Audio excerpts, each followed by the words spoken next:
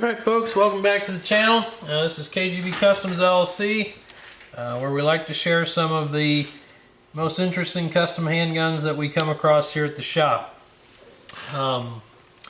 Today we've got a really quite interesting pistol, certainly to my eye anyway. This pistol is a Colt Ace, customized by Colt and then later by D.W. King's gun sight. I have the letter on the gun from Colt here. This serial number was produced in late 1940 and shipped to Weed and Company in Buffalo, New York. The letter strikes out that it was ordered with a 3.5 pound trigger pull, which would have been a special order at the time. Also noted on the gun, not on the letter, not surprising, the archive records of that time were all handwritten. In cursive, in ink, and not everything that the guns have, the records have, and vice versa. So this gun is factory pre-war checkered. That was cut in by an engraver in a fully bordered pattern with a widow's peak there at the top, and then bordered at the bottom around the magazine lip cutout. Very rare to find a factory checkered gun. I have handled another one in the past, a 45, that also lettered with factory checkering. That gun also had a special order front sight called out on the letter. But it's not totally uncommon to get a factory letter from the time that doesn't call out one or two special features.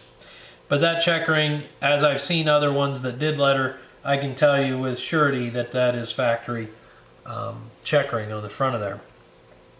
A little bit about the gun. It's a Colt Ace.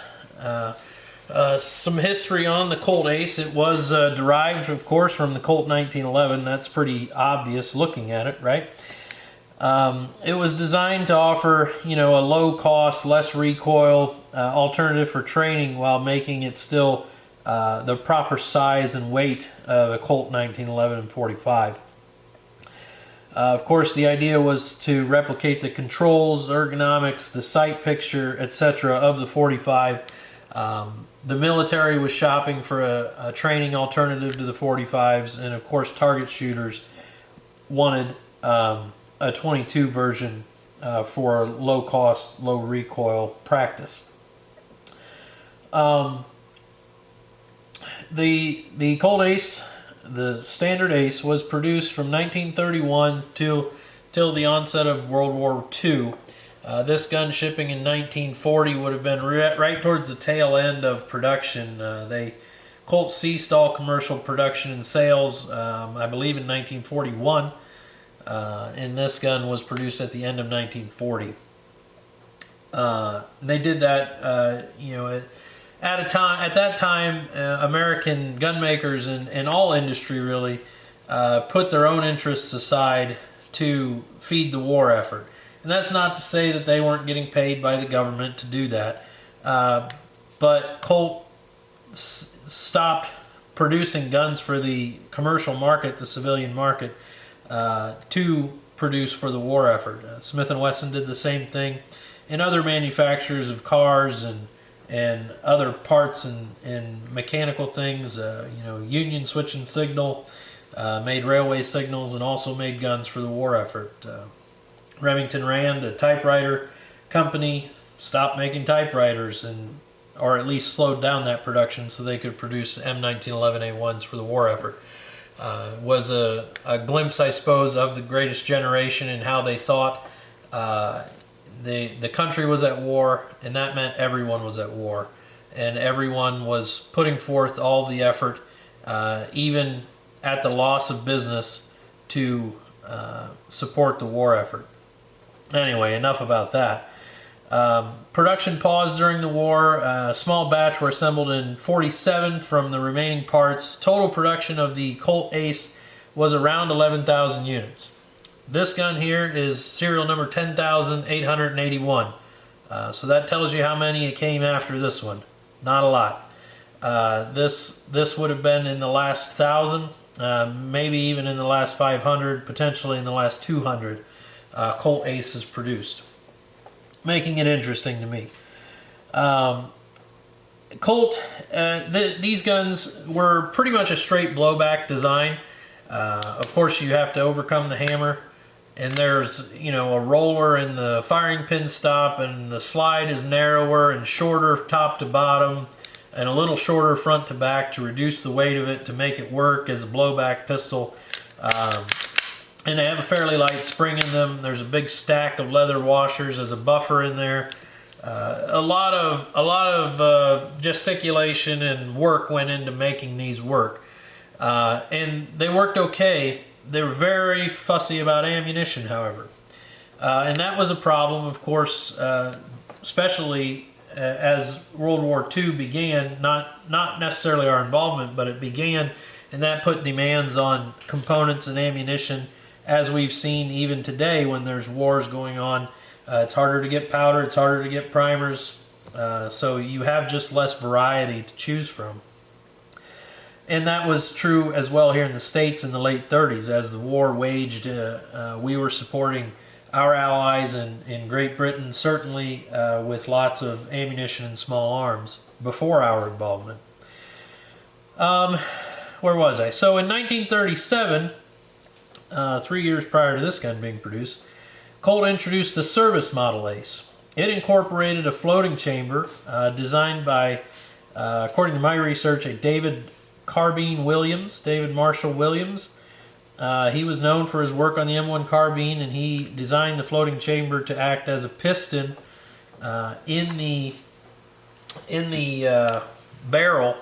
The back half, the chamber was a sleeve, and that sleeve would recoil back against the slide, so you'd have the extra mass of that floating chamber along with the brass case, all putting rearward momentum on the slide.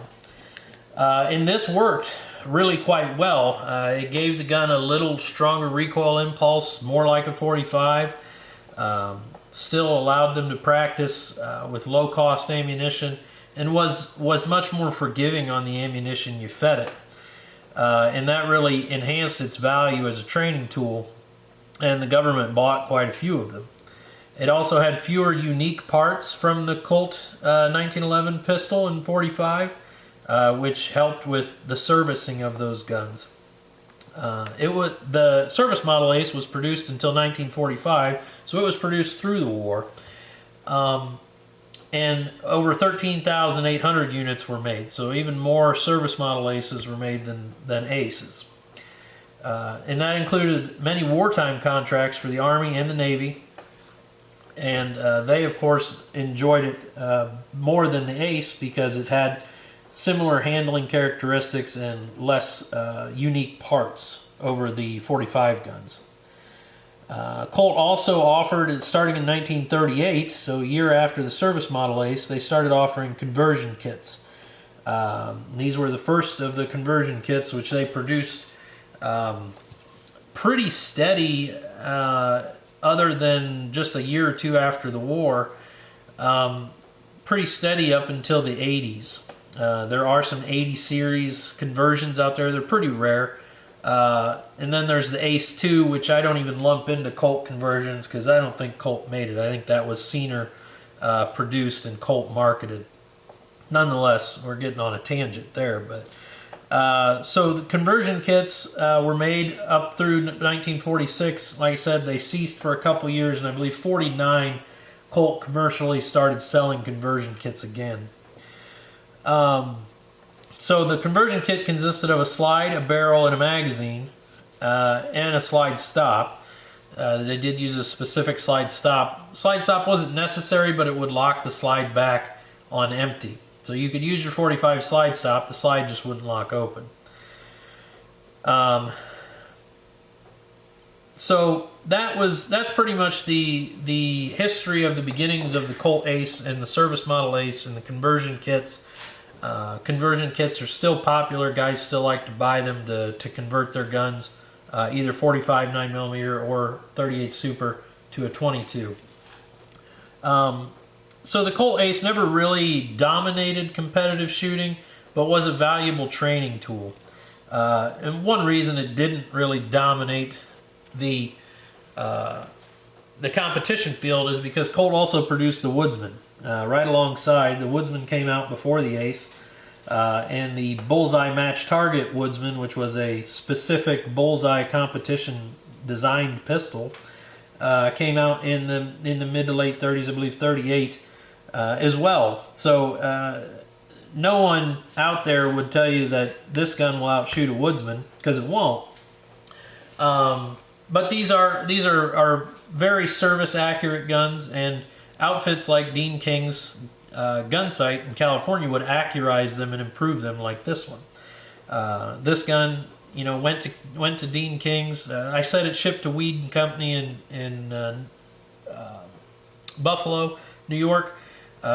Looking at searching Weed and Company and Colt, I came up with a lot of special order Colts, a lot of engraved pieces, a lot of unique configuration pieces. So it seems that they had clientele there in Buffalo that were demanding of unique and custom Colts.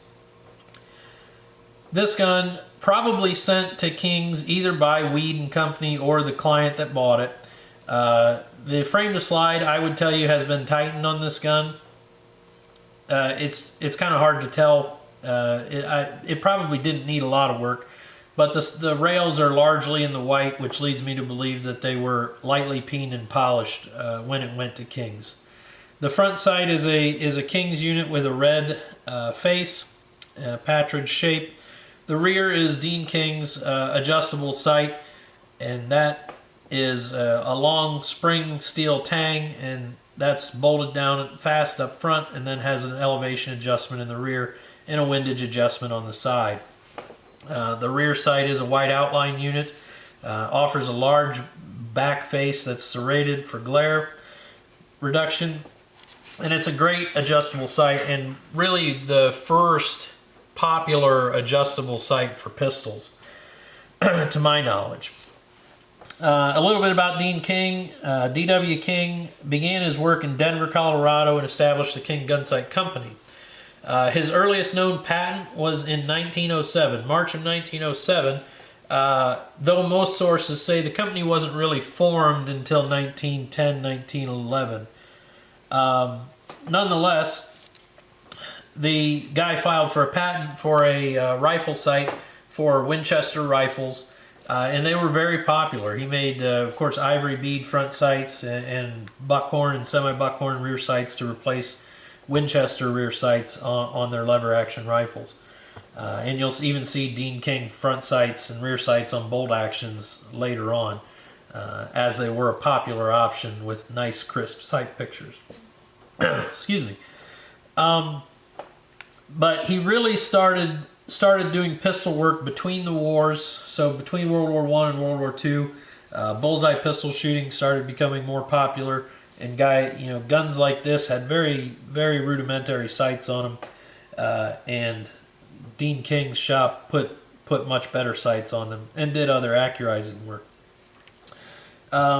So as we look at the gun, it looks largely to be an original pre-war finish. We see the differential hardening in the slide there. You may not pick it up in the video, but the notches are hardened, spot hardened, prior to Colt fully hardening slides. The gun has pretty much all original parts other than the sights. We see the milled checkered short trigger. That's a steel unit. The bow and trigger face are all milled out of one solid block. We've got the highly sought after arched checkered no lanyard loop mainspring housing.